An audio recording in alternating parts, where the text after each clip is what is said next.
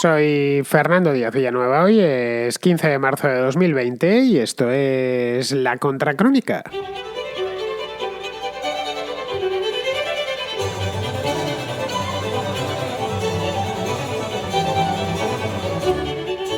Bienvenidos a La Contrarréplica, el programa de preguntas, respuestas y reflexiones dentro de La Contracrónica. Ese programa que una vez a la semana desfilan unos cuantos contraescuchas. No es el único día, ya lo sabéis. Por aquí desfilan contraescuchas todos los días de la semana, de lunes a domingo. Lo que pasa es que de lunes a jueves pues pasan al final del programa. Los viernes en La Contrahistoria en un espacio que se contiene a sí mismo, que se llama El Contrasello. Y luego los sábados, que es el día cultural, ya sea en la contraportada o el contraplano, pues nos recomiendan a todos, nos recomiendan películas o nos recomiendan libros. Bien, la de los domingos, como bien sabéis, es un día, una contrarréplica dedicada a asuntos de lo más variado. Desde hace un tiempo me traigo para el domingo los temas un poco más de fondo, que no son tan temporales, y dejo para los lunes, del martes, miércoles y jueves, pues dejo los temas más del día, más que se tienen que atender ya inmediatamente, porque si no me caducan. En el caso de que queréis participar, no en los domingos, sino cualquier día de la semana, en cualquiera de los espacios, pues no tenéis más que enviar una nota de voz al siguiente número que os doy ahora. Apuntadlo bien porque es el único día de la semana que lo doy, junto los sábados. El número es el siguiente. A ver, que no me lo sé de memoria y se me ha perdido. Aquí está. Me parece mentira que no me lo sepa de memoria y lo doy 2 veces a la semana, pero es que yo tampoco me sé de memoria mi propio número de teléfono, así que esto entra dentro de lo normal. Lo raro sería que me llegase a aprender de memoria algún número de teléfono. Aquí lo tenéis, es el 690-827909, con el más 34 delante en el caso de que el mensaje lo enviéis desde fuera de España, desde cualquier país que esté fuera. Lo digo por seguridad, porque si no es que es probable que no me llegue.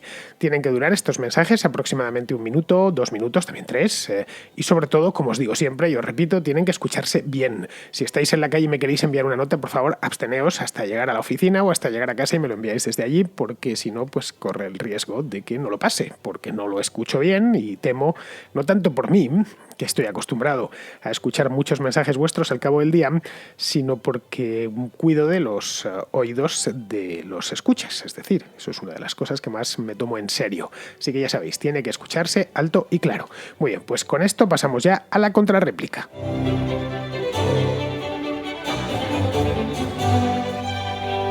Empezamos con Sergio de Colombia, que tiene varias cuestiones sobre Estados Unidos, la política en general de Estados Unidos. Hola Fernando, te hablo desde Colombia. Intentaré ser breve y rápido y no quiero sonar excesivo, pero tengo muchas cosas que preguntarte. Sé que no las vas a responder en el programa, pero estoy seguro de que las desarrollarás a lo largo del tiempo. La cosa va acerca de el panorama político en Estados Unidos. Los demócratas, ¿vale? Desde mi punto de vista, los demócratas, varios funcionarios públicos de altos mandos y los medios de comunicación están desesperados, están nerviosos. ¿Vale? Esto es debido pues a varios acontecimientos. Entre estos están pues lo sucedido con el fiscal general William Barr y el Senado. Las diferentes investigaciones llevadas a cabo sobre distintos participantes en el reporte Mueller. Esto es debido a que dicha investigación no fue legítima. Nunca existieron argumentos razonables basándose en la normativa legal que justificara dicho proceso. Ya por lo menos pues sabemos que Robert Rosenstein presentó su carta de renuncia al presidente. Entre otras cosas, pues que también ya se ha hecho pública la noticia de que han aparecido varios correos de Hillary que en su momento fueron eliminados, ¿vale? Ahora los hallaron en la base de datos de la oficina Oval. Así que algo tendrá que ver Obama en eso. También pues hay otra investigación, esta vez llevado sobre la administración de Obama debido a espionaje, ¿vale? En el que al parecer se usaron las diferentes agencias de inteligencia, de investigación, con fines, se usaron ilegalmente para fines no justificados. Bien, eso pues quería saber tu opinión acerca del panorama político. Y por otro lado, también quisiera saber tu opinión sobre el panorama económico, ¿vale?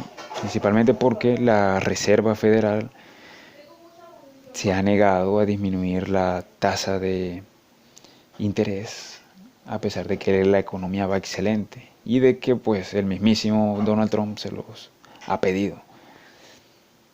Bueno, eso era todo.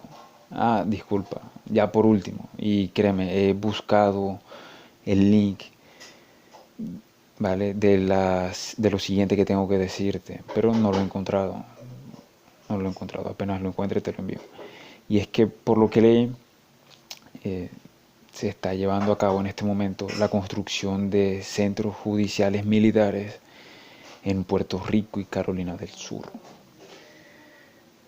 Tú dirás que, bueno, dirás que estoy loco, pero desde mi punto de vista las cosas en Estados Unidos se van a poner feas, muy feas. Bueno, eso era todo. Gracias por todo, Fernando. Hasta luego.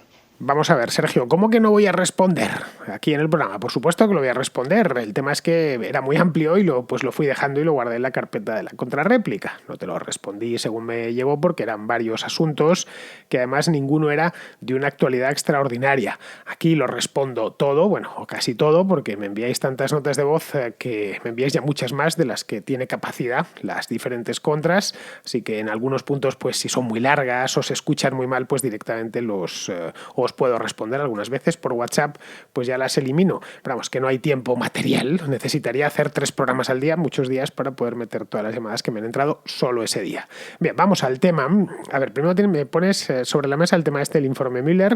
A ver, esto lo traté con detalle en la contracrónica a lo largo del año pasado. Es un tema pasado, que más pasado, ¿no? Historia antigua ya casi del trumpismo, y no me pienso detener en él porque sería un poco estúpido a estas alturas, en marzo de 2020. Pero vamos, si quieres conocer mi opinión al respecto, le dediqué, no sé si 2 o 3 programas en 2019, creo que el primero de ellos es de 2018, los tienes todos en el archivo por si quieres volver sobre ellos. Respecto al panorama político y económico en Estados Unidos, pues el primero está muy polarizado, el político, como bien sabes, y lo estamos viendo ahora mismo en las primarias, pero vamos, no nos han hecho falta las elecciones primarias para saberlo. Y el segundo, el panorama económico, pues va como un tiro. Desde hace ya 3 o 4 años Estados Unidos va muy bien, el desempleo es minúsculo. Y con eso ya creo que está casi dicho todo. El país crece, la economía estadounidense crece bastante bien, el consumo está disparado, etcétera. Pero vamos, esto hay que ponerlo ahora mismo en suspenso, porque con el tema este del coronavirus, pues ha quedado todo en el aire. Lo estamos viendo en la propia España, en Europa, en general, se ha pasado en China y evidentemente el siguiente que le toca el turno es los Estados Unidos, donde por cierto los contagios están avanzando al mismo ritmo de países europeos como España o como Italia. Teniendo en cuenta que Estados Unidos es un país gigantesco, con una economía gigantesca, pues no quiero ni imaginar, vamos, blanco me pongo de los efectos que puede tener allí. Esperemos que hayan aprendido de la experiencia china y de la experiencia europea. Digo, esperemos porque no estoy del todo seguro. Los políticos, a fin de cuentas, son iguales o muy parecidos en todos los países del mundo. Son unos cortoplacistas natos, incorregibles, y hasta que no tienen el problema encima, no suelen reaccionar. Esa es la verdad. Pero bueno, el hecho es que ahí el gobierno no ha hecho gran cosa hasta la fecha presente para prevenir, pues con la misma esperanza que tenía el gobierno italiano, el gobierno español, el gobierno francés o el alemán. Es decir, la idea que tenían es que a ellos no les iba a llegar, o que si lo hacía, pues lo iba a hacer de una manera muy débil y muy limitada, ¿no? Tanto en número como geográficamente, que no se iba a producir nunca contagio comunitario, como ha terminado sucediendo en Italia o en España. Pero bueno, vamos a ver, de nuevo, lo dejamos ahí en suspenso, pero sí va a tener en observación, como os decía la semana pasada, y ver por dónde va la cosa. Pero vamos, todo indica que el virus va a protagonizar la primera fase de la campaña electoral de los Estados Unidos, en la cual están inmersos ahora mismo con las primarias demócratas y también republicanas. Está viendo unas primarias con un candidato que le ha salido a un adversario que le ha salido a Donald Trump y que por supuesto pues no está haciendo nada. Pero bueno, ya veremos, y esto también en observación, si termina el coronavirus protagonizando la segunda fase de las elecciones estadounidenses, que empezarán el mes de julio con las nominaciones presidenciales. Y ya a partir de ahí pues hasta el 3 de noviembre. Bien, seguimos. Vamos ahora con Miguel, que tiene un comentario sobre la autodeterminación. Te quería hacer un apunte sobre el tema de las autodeterminaciones. En concreto sobre Cataluña, pero que no tendría por qué ser de Cataluña. Tendría que ser de cualquiera en general en un país europeo, ¿no? Con cualquier región europea. Bien, tú normalmente respondes que es que en Cataluña no hay una mayoría de gente y aparte que hay una constitución que no lo permite y que por tanto todo referéndum debería pasar previo cambio de esa constitución. Bien, hasta ahí muy bien, yo no tengo nada que decir, pero creo que esos argumentos se tendrían que complementar con otros que me gustaría decir aquí y que también me parecen de lógica. Más allá del argumento legal de la Constitución y de que efectivamente parece que en Cataluña todavía no se ha alcanzado una masa crítica que supere el 50%, que por cierto para eso serviría el referéndum, para constatarlo sin dudas y sin tener que recurrir a encuestas ni demoscopias. Pero bueno, lo primero es el tema de la soberanía, que es un concepto que suena muy patriotero, pero es importante. Es decir, yo, mi familia, no soy de Barcelona ni de Cataluña, sí que tengo familia allí, mi propia madre es nacida en Cataluña. Yo sí considero que Cataluña o que Barcelona son mi país. Por tanto, el hecho de que yo no resida allí, no entiendo por qué me tendría que privar de votar en un referéndum tan importante y tan trascendente como que podría modificar mi país de la noche a la mañana, alterar las fronteras, la población, el territorio, todo. O sea, es un cambio drástico que no solo afecta a Cataluña, sino a toda España. Por tanto, decir, no, que voten ellos. Bueno, un momento, señores, que esto es como una casa de vecinos. Si tú quieres cambiar tu interior, puedes hacer lo que quieras. Ningún vecino te puede decir qué alicatado tienes que poner en el baño. Pero si vas a pintar la fachada exterior de otro color, a lo mejor sí que te llaman a la puerta y te dan un toque de atención, porque si la fachada es blanca no la puedes tú pintar de azul en tu parte de tu casa. Eso afecta a todo el vecindario. Que aquí muchas veces se habla de matrimonio y esto no es un matrimonio, esto es un patio de vecinos. Lo del matrimonio es otro símil interesado por parte del nacionalismo. España no es una y Cataluña es una. España son muchas y Cataluña es una parte de ellas. Bien. Otro tema es el tema del territorio sobre el que se hace efectivamente ese referéndum. Porque ¿por qué tiene que ser a nivel unitario sobre todo Cataluña? ¿Por qué no se hace por comarcas o por veguerías? Si se hace pasado mañana un referéndum y Barcelona mayoritariamente decide que no quiere la independencia, pero Cataluña en su conjunto decidiera que sí quiere la independencia, ¿por qué Cataluña tiene que arrastrar a Barcelona fuera de España? Podría darse esa circunstancia. ¿Por qué hay que hacerlo a nivel catalán, a nivel de comunidad autónoma, de región histórica o de nacionalidad catalana, como se quiera decir, y no por otro tipo de territorio más pequeño? De hecho, esto fue lo que pasó en Irlanda del Norte, tú lo sabrás mejor que yo. En Irlanda se hizo un referéndum por condados y lo que es la Irlanda del Norte actual es lo que mayoritariamente votó que no a la independencia, por eso ha seguido bajo soberanía británica. En el caso de Escocia, años más tarde, sí que se ha hecho de forma unitaria. Pero ¿por qué el caso de Irlanda no sería válido para Cataluña? Y ver qué comarcas se quieren separar. De aquí viene, por cierto, esta especie de butad de Tabárnia, pero que no es tan tontería como parece. Tiene mucha carga de razón. Si quieres tú, ya explicas lo de Tabárnia. Yo ahora no voy a perder tiempo, que ya me estoy enrollando. Y luego también es el tema temporal. A lo mejor haces un referéndum mañana, están los ánimos calientes y sale 60% que sí y ya es algo que no puedes modificar. Porque la futura Constitución catalana no creo que incorpore un artículo que diga y si de aquí a 5 años nos arrepentimos, volveremos a votar y si vuelve a salir que no, volveremos a España. Eso no va a pasar nunca.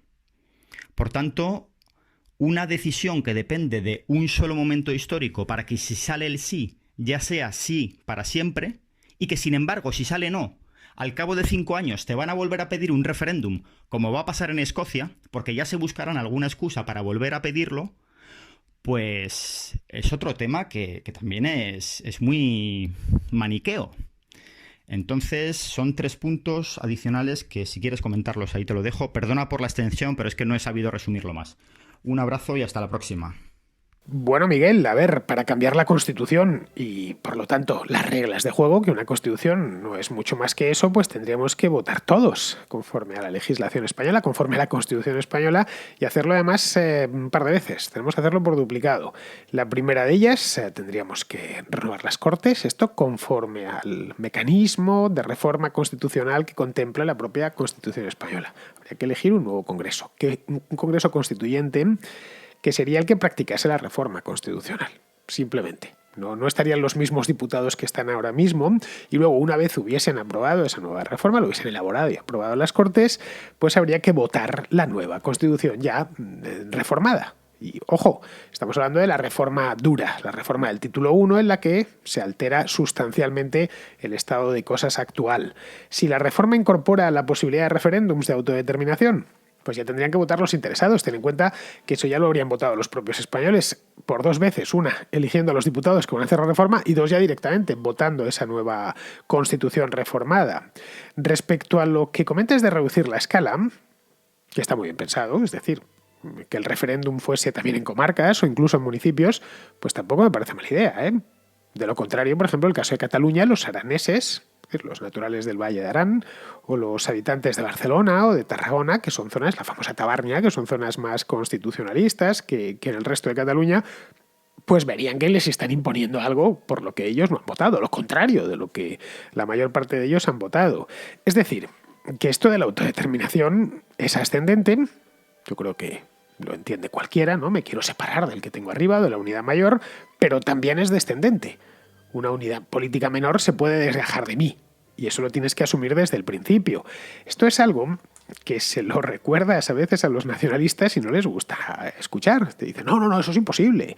Hace no mucho tiempo, cuando, bueno, el año 2017, cuando lo del proceso y el 1 de octubre y demás, supongo que recordarás que apareció un vídeo, estaba por Twitter y por las redes sociales, no era de 2017, era anterior, en el que un chico joven, en un debate de estos de TV3, decía, era del Valle Arán. El Valle Arán es un valle que hay en los Pirineos. Curiosamente está en el lado francés de los Pirineos y no en el lado español, pero bueno, perteneció por decisión de sus habitantes, por cierto, a la Corona de Aragón, y ya se quedó así hasta que se constituyó España como un Estado-nación en el siglo XIX. Bien, pues los araneses, que tienen incluso una lengua propia, natural de allí, que es el aranés, que deriva no del catalán, sino del occitano. Pues este chico aranés venía a decir, estaba en el plato y estaba Pilar Rahola, entre otros. Venía a decir que él se quería también independizar de Cataluña, que les asistía el mismo derecho a los araneses a independizarse de Cataluña que a los catalanes del resto de España. Bueno, pues Pilar Rahola se puso hecha un basilisco. Hasta el propio presentador, no recuerdo quién era, pero vamos, un tipo muy famoso, la cara la tengo en la cabeza, venía a decir que lo que estaba diciendo este chico era perfectamente lógico y razonable. No puedes negar a los demás lo que estás pidiendo para ti. Aquella es nada, dura muy poquito, ¿eh? Si buscáis por internet seguramente encontraréis es un corte de un espacio televisivo, de un programa de TV3, y se ve claramente. Lo podréis encontrar hasta incluso, está en catalán evidentemente, pero podréis encontrarlo subtitulado al castellano. Pero bueno, el hecho es que cada vez que se lo recuerdas, pues a muchos de ellos no les gusta demasiado. A ver, tenemos que entender, y esto a veces se nos olvida, que un país no lo forma solo su territorio, sino la gente, básicamente la gente. Un país es su gente, es como una ciudad no son sus monumentos. Te dicen que es Madrid. Madrid es la Puerta de Alcalá, el Pirulí, estas cosas, la Puerta del Sol. No, Madrid somos los madrileños. Y lo mismo Barcelona no es la Sagrada Familia y la estatua de Colón, no. Ni las casas modernistas del Paseo de Gracia, no, son los barceloneses. Eso es lo que hace una ciudad, sus propios habitantes, pues lo mismo supone con el país, ¿no? Es decir, esto es extrapolable a una región o un municipio. Si los habitantes de una comunidad municipal, regional o mucho más amplia, ya que sea de tipo estatal o nacional, se quieren separar de un modo mayoritario del resto, es que eso simplemente no se puede impedir. Puedes impedirlo de manera temporal, puedes utilizar incluso medios militares para impedirlo, pero se van a volver en tu contra. Pero claro, tiene que ser una voluntad mayoritaria. Claro, esto no es una ciencia exacta. ¿Cuánto? ¿El 57%? ¿El 75%? ¿El 92%? Pues mayoritario. Esto más o menos creo que es pura lógica difusa. Sabemos lo que es. Tiene que ser mayoritario para evitar problemas posteriores. No se puede hacer contra el criterio de la mitad de la población, ¿no? Pero es que hemos ganado por 7 votos, entonces ya con esto basta. No basta, y lo vas a ver dentro de 10 días como no bastaba. Este fue el caso, por ejemplo, de las repúblicas bálticas en la Unión Soviética a principios de los años 90. Ahí sí que fue mayoritario. Se hicieron unos referéndums y esos referéndums arrojaron resultados del 90, el 95% a favor de la independencia. Podemos pensar, bueno, ¿y del 5 o del 8% restante quién se hizo cargo? Pues evidentemente nadie, pero es que era una minoría pequeña. Una minoría que todavía sigue existiendo, es decir, sigue habiendo una minoría de rusos en Estonia, en Letonia, en Lituania, pero la mayor parte de la población se quería separar. Bien, Cataluña, como bien sabemos, está muy lejos de ese escenario. Es decir, si mañana se hiciese ese referéndum, que hoy por hoy es ilegal, pero si fuese legal, veríamos cómo los números de las encuestas, que no es que se haya hecho una, es que se han hecho infinidad de ellas, se trasladan a las urnas y nos encontraríamos con que si sale la independencia, sale por muy poquito, por un 51%, y si sale el quedarse en España también saldría por poco, por un 51, un 52%, muy poco. Luego, cuando hablamos de que tenemos un problema, es que tenemos un problema, es que tenemos una sociedad polarizada y una de las partes, en este caso la nacionalista catalana, está haciendo todo lo posible para que esa polarización aumente y se mantenga, en lugar de buscar el modo, bueno, primero de reconocer que no lo han conseguido, que eso es una cosa que debieron reconocer hace ya casi 3 años. Bien, no hemos conseguido esa mayoría cualificadísima del 85 al 95% de voluntad, de voluntades individuales a favor de esto. Y segundo, que pretender que solo son catalanes los que están a favor de la independencia, pues es, en fin, es una tentación puramente totalitaria, es un disparate. Pero bueno, en fin, seguimos con este mismo problema a pesar de que han pasado ya casi 3 años del 1 de octubre.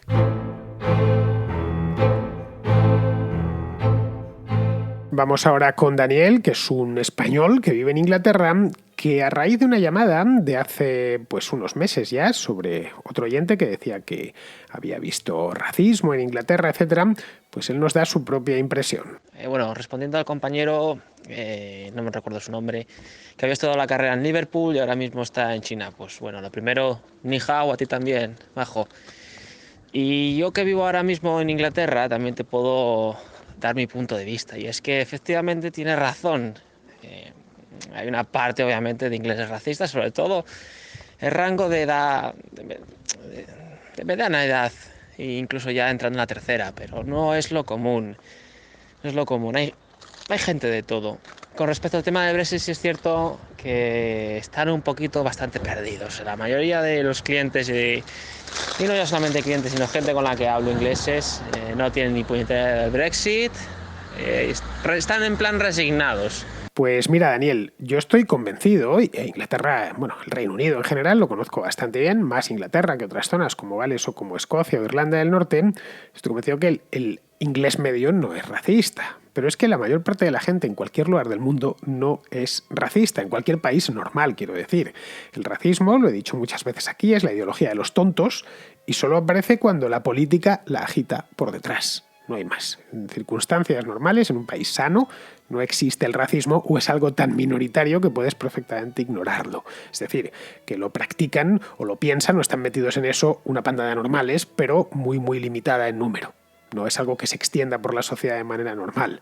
Hay culturas en las que evidentemente se difunde mejor porque son más uniformes desde el punto de vista étnico y es más sencillo establecer diferencias con el de fuera. Y a partir de ahí enredar y decir pues somos mejores que los otros o nos están explotando o nos están invadiendo o algo así. Por lo tanto, bueno, los profetas del racismo, de lo que se han valido desde siempre, ¿no? En otras sociedades pues es más complicado porque están muy mezcladas, ¿no? O disponen de un carácter más integrador o son sociedades más viejas. Pero vamos, en líneas generales... Y afortunadamente, el común de los mortales no es racista. Esa es la verdad. Esto es que no es algo que llevemos en los genes, ni dentro de nosotros. No es algo que nos salga de natural. Es algo que se nos inculca. Algunos lo hacen muy bien y consiguen pues crear partidos políticos racistas o que termine una buena parte de la población, no toda, eso es imposible, pero una buena parte de la población comprando ese mensaje tan infame. Bien, seguimos con Gonzalo, que tiene una pregunta sobre la izquierda y su dominio de la propaganda. Hola, Fernando. Por un lado, quería preguntarte sobre cómo crees que la llamada izquierda, socialismo y comunismo, ha conseguido apropiarse de méritos liberales tales como el voto femenino, bueno, el sufragio universal, la libertad sexual o la libertad de expresión, que bueno, esta última solo defienden la parte que a ellos les interesa, como la mayoría de personas, pero eso tampoco les impide colgarse la medalla y que todos crean que ellos son los abanderados. La otra pregunta está relacionada con la anterior y es sobre cómo crees que ha conseguido la izquierda quitarse la pesada carga de su historia hasta el punto de que veo charlas en la universidad en la que estoy estudiando y cito textualmente, charla en defensa de Stalin. ¿Crees que hay más factores, además de la intrínseca necesidad de ir contra el mundo y el complejo de salvadores de la humanidad, tan propio de muchos jóvenes de mi edad? Muchas gracias por escucharme y felicidades por tu programa. Bueno, Gonzalo, esto la verdad es que se responde solo. A la izquierda se le da muy bien la comunicación, es decir, lo que venía siendo hasta hace no tanto tiempo la propaganda. La propaganda es de propagare. Los primeros en crear un departamento de propaganda fue la Iglesia Católica, Propaganda Fidei, la propaganda de la fe, ¿no? En tiempos de la Contrarreforma, con la idea de propagar sus ideas. Ya sé que ahora la palabra tiene mala fama, pero en origen estaba muy bien concebida, ¿no? Yo tengo una idea que es buena y quiero que se propague, lo cual no está mal, ¿no? Bien, pues esto es la propaganda, el propagar sus propias ideas se les da muy bien, son unos maestros consumados para elaborar y sobre todo para ir modulando el relato. Por eso le dan tanta importancia a los medios de comunicación y sobre todo al control de los medios de comunicación y quien aparece en ellos y al sistema educativo. Ahí es donde, entre ambos, donde construyen su relato y lo van modulando conforme tienen las necesidades que tienen, ¿no? Lo hacen además, y esto es curioso, con el beneplácito de sus adversarios, con el beneplácito de conservadores, de liberales, de democristianos, etcétera, que consideran que esto del relato es un asunto menor y que su obligación pues es cuadrar las cuentas, ya está, y que a partir de ahí el resto no importa tanto, es un asuntillo menor, y de menor no tiene nada, ¿eh? Es por ello que grandes cagadas que han cometido en el pasado, muchas veces ellos mismos pues mutan en extraordinarios aciertos. Luego tienen una habilidad muy característica y es la de focalizar todos los males en un único enemigo, que así a modo de chivo expiatorio es algo que los seres humanos hemos hecho siempre a lo largo de nuestra historia. El chivo expiatorio es una figura muy antigua, tan antigua como el hombre. Bueno, pues ellos han reelaborado eso, el chivo expiatorio, y lo saben hacer muy bien, que con ese chivo expiatorio que concentre todos los problemas y saben colocarse frente a él. Aquí tenéis el mal, ya os lo hemos indicado, aquí más esto reúne todo el mal y nosotros estamos frente a este mal absoluto. El resto, no. El resto o comparten objetivos con el chivo expiatorio o han estado en relación con el chivo expiatorio, mientras que nosotros no. Somos la pureza. Vamos, que se podría escribir casi una tesis doctoral sobre este tema y llenarla además de ejemplos que no faltan. Pero vamos, dudo muy mucho que encuentre quien quiera escribir esa tesis un director de tesis, porque otra de las características de esta izquierda carnívora es la de secar el debate. Es decir, la idea que transmiten muy bien y de manera muy eficiente en las universidades de que o estás con nosotros o no tienes derecho a hablar. No hay más. No, te matan, pero bueno, incluso si insistes en hablar te proporcionan una muerte civil mediante desprestigio, etcétera. En esto, y hay que reconocerle y quitarse el sombrero, lo saben hacer bastante bien y además es un apartado en el que disponen de una sofisticación creciente. Bien, vamos ahora con Carlos, que es un contraescucha de Guadix, que está en Granada, que nos habla de energías renovables. Te dejaba el audio para sacar el tema de la energía renovable. Y es que me parece que es un tema lo suficientemente enmarañado por circunstancias políticas e intereses como para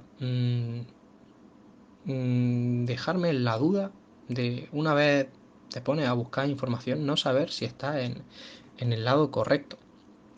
En fin, te dejaría un par de preguntas que serían, bueno, la primera y más importante, si son las energías renovables un proyecto eficiente y un proyecto de futuro para nuestro país. Y bueno, la segunda está relacionada con la primera. ¿En qué punto se encuentran ahora mismo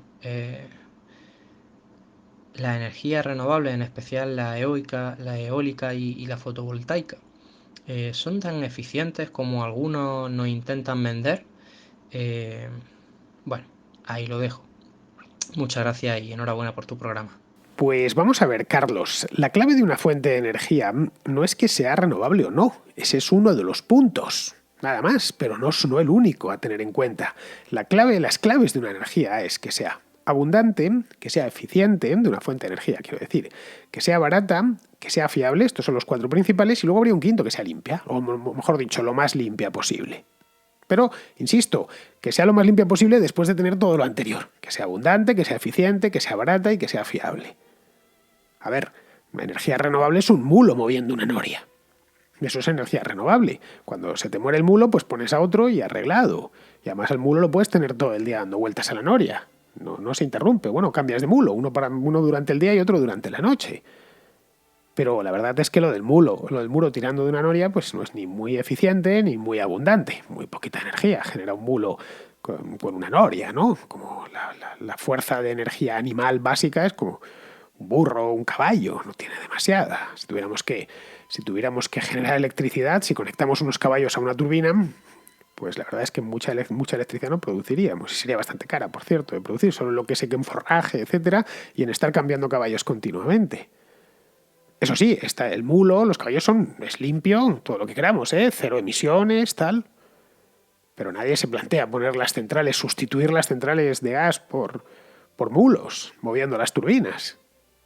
A día de hoy las energías renovables hay energías renovables, no todas, pero hay algunas que cumplen 3 de esos 4 requisitos que te he dicho antes. Evidentemente, el quinto, que sería el de que se limpia, pues sí, evidentemente son renovables y por lo tanto son limpias. Pero vamos, limpias en la generación, que antes hay que fabricar los aerogeneradores y antes hay que fabricar las placas fotovoltaicas, que se fabrican evidentemente con emisiones, como es lógico. Pero bueno, vamos a la generación pura. En este caso hay algunas que sí producen una electricidad abundante, producen una electricidad son muy eficientes, tecnologías eficientes, barata, pero no son muy fiables. Es el caso, por ejemplo, de la eólica. La eólica no produce, un molino eólico no se mueve cuando no hay viento. Y a veces sucede que no hay viento. Muchas veces cuando más la necesitas, que en España por lo menos es el clásico día de invierno, la clásica noche de invierno con un frío helador, que porque tenemos un anticiclón encima y no se mueve ni una hoja en todo el país, o por lo menos en toda la península. Entonces, a ver cómo resuelves eso. Luego, el caso de la solar, por ejemplo. Esta se ha abaratado mucho en los últimos 10 o 12 años, pero es todavía poco eficiente. Y sobre todo no es muy fiable. Como bien sabes, de noche las placas solares no generan electricidad y tampoco cuando está nublado. O bueno, cuando está nublado generan un poquito, pero mucho menos. Son menos eficientes aún. En invierno generan menos que en verano porque hay menos horas de sol. Caray, por eso necesita respaldo en forma de ciclos combinados o de térmicas convencionales. Al final, el mix ideal es eso mismo, un mix. Es decir, que sea una mezcla acorde a la tecnología disponible en cada momento. Ahora, pues a la tecnología disponible actual, la tecnología de generación estoy hablando, que no es la misma hoy que hace 40 años. Si hace los años 60 o 70 alguien viese la cantidad de molinos que tenemos en España, pues le parecerían máquinas del futuro, lógicamente. Y que por supuesto no sea la misma que dentro de 40 años. Lo que no puedes hacer es pegarte un tiro en el pie, evidentemente, y generar electricidad cara, intermitente. Como no puedes poner a mover, como te he dicho antes, las centrales de ciclo combinado con mulos. ¿Por qué? Pues porque una sociedad próspera y desarrollada necesita mucha energía. Sin ella vamos de cabeza al atraso. Y esto es algo que a veces se nos olvida. Dar al interruptor de la luz y que se encienda. Es un pequeño milagro cotidiano. Que no estaba ahí, ¿eh? Nos ha costado miles de años llegar a él. Así que bueno, yo espero que en el futuro todo el mix sea renovable, lógicamente, es decir, que cumpla todos esos requisitos, incluido el de la limpieza total. Pero claro, no a costa de nuestra calidad de vida, o de que nuestra calidad de vida decrezca de manera sensible. Esa es un poco mi opinión sobre este tema. Bien, vamos ahora con María José, que nos trae un tema del que se habló mucho el año pasado, y es el de la obligación de registro de los trabajadores. Recordadlo, lo de fichar al entrar y al salir de trabajar. Es en relación con la obligación de registro de la jornada de trabajo en los trabajadores. Como siempre, que no nos vendan que es por el bien de los trabajadores, sino más bien es un interés que tiene el gobierno por recaudar, no tanto como recaudar, porque de facto las horas extras se pagan, aunque no por el concepto de hora extra, y cotizan pues como el resto de las retribuciones.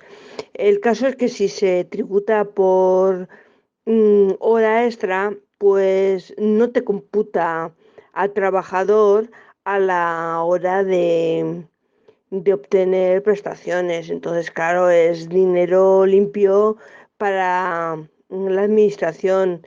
Cotizas por las horas, pero no te computan para las prestaciones que puedas recibir en el futuro.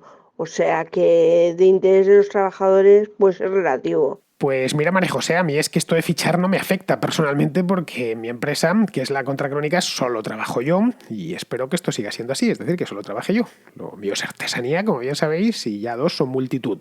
Pero vamos, el tema no ha ido más allá a pesar de la micropolémica que ocasionó en su momento. Me han comentado algunos casos, como gente que me ha comentado de que ficha a salir, da la salida y luego sigue trabajando. Pero vamos, no sé si será algo generalizado. Y entonces, antes de ponerme aquí a cuñadear sobre el tema, pues prefiero dejarlo donde está. No sé cómo habrá funcionado esto y la verdad es que tampoco he hecho mucha intención por informarme. Supongo que habrá un poco de todo. Gente que cumple a rajatabla el horario, empresas que pagan las horas extras y otras que no los pagan y que hacen pues eso que me han comentado en alguna ocasión. Yo ficho, pero realmente no me voy. En fin. Bueno, pues vamos a ir terminando. Vamos con David de Córdoba, que nos habla del tema este, de así uno de los temas, no de esta semana, pero sí de la semana pasada. Me llegaron un montón de mensajes y esto lo he dejado para hoy porque quiero darle salida. El tema este de las loot boxes de los videojuegos, que estaba en boca de todo el mundo pues hace nada, hace solo unos días antes de que esto del coronavirus devorase toda la agenda informativa. Hola, buenas tardes y antes que nada felicitarte por el programa y su derivado, en especial y para mi gusto la contrahistoria. Y me gustaría hablar acerca del tema de cofres de botín o también llamada loot boxes, porque si bien es cierto que hay algunos oyentes ya comentaban algunas de las características que tiene este componente de ciertos videojuegos, no todos, para mi gusto se olvidaron de uno muy importante y que a mí por lo menos como jugador me toca. Y es que las loot boxes, si bien es cierto que existe de muchos tipos, básicamente de aquellos que modifican la apariencia hasta aquellos que prácticamente te hacen ganar la partida. Y a mí personalmente lo que me toca es que cómo se va a plasmar estas normativas que propone nuestro queridísimo ministro de Consumo. Porque si bien es cierto que, bueno, el gobierno a fin de cuentas y tiene que hacer sus cosas, sus pinitos, en fin, política. Pero a mí, hoy en día, la mayoría de juegos traen algún tipo de componente azaroso. Lo que ya estaba diciendo. Em, Eso significa que a todos, en mayor o menor medida, les va a tocar algo. Y ahí para algunos juegos es un componente esencial y para otros es un componente, bueno, en fin, que puede vivir sin ellos perfectamente. Y mi punto es cómo tocaría toda esta normativa, esta historia al grueso de juegos. Porque si bien es cierto que muchos tienen loot boxes, no todos se pueden permitir el lujo de sobrevivir sin estas a día de hoy. Casos del que no pase esto, bueno, pues tenemos por ejemplo League of Legends, FIFA, Overwatch, no sé, en fin, todos los juegos famosos habido y por haber podrían sobrevivir sin loot boxes, pero a día de hoy hay muchos juegos que aunque sean juegos muy tontos, a nadie le importa aparte de aquellos a los que juegan, son juegos que sin esa financiación, bueno, no financiación, pero vamos, sin ese extra que le da este tipo de componente que a fin de cuentas es voluntario, no te están poniendo a fin de cuentas una pistola en la espalda ni nada de eso, sobreviven a base de esto. Y a mí me interesa principalmente como jugador los juegos, que me lleguen, que no tenga que que hacer una cuenta de China para pasar al servidor de Japón y a su vez, no, me interesa que lleguen. Y este es un punto que creo que a veces se olvida, que toda esta normativa, por muy buena que sea, a veces puede traer unas consecuencias que no sean deseables. Es decir, que tal vez en este caso sea más vale lo malo conocido que lo bueno por conocer. Pero bueno, este es mi punto personal y simplemente quería dejarlo ahí. Pues nada, amigos míos, con esto ya terminamos con el tema este de las loot boxes, que es una de estas falsas polémicas creadas por el gobierno y que pues ha quedado ya afortunadamente enterrada por el tema este del coronavirus, que es un asunto realmente importante, no las cajas de botín de los videojuegos. Y bueno, y no como estas tonterías, que es que ha habido muchísimas a lo largo de las últimas semanas, estas tonterías con las que andaban Sánchez y sus ministros hasta hace 5 días, ya sabéis, lo de los piropos, en fin, lo que hemos tenido en los últimos meses, pues una noticia de verdad, un problema de verdad. Por suerte los ha enterrado a todos, ha enterrado a todas estas idioteces con las que nos estábamos entreteniendo. Muy bien, queridos amigos, pues con esto ya sabéis, mañana tendremos Contranormal, mañana será el lunes 16, y yo estaré aquí para pues contaros lo que os tenga que contar, que espero que sea interesante y sea sobre todo de vuestro agrado. Así que hasta mañana, amigos.